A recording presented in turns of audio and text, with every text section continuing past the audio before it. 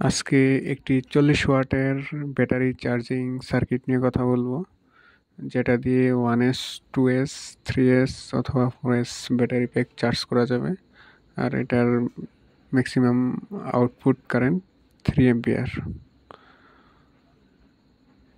সার্কিটের top view এরকম, আর bottom থেকে দেখতে এরকম।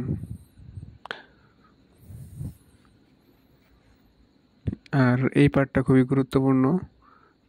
ব্যাটারি যত এস হবে এই সার্কিটে ঠিক সেটাই সোল্ডারিং করে দিতে হবে। ব্যাটারি প্যাক 3S হলে এই 3S যে পয়েন্টটা আছে এটা সোল্ডারিং করতে হবে। আর ইনপুট ভোল্টেজ ডিসি 5 থেকে 26 ভোল্ট। আর আউটপুট 4 ধরনের আউটপুট পাওয়া যাবে এখান থেকে।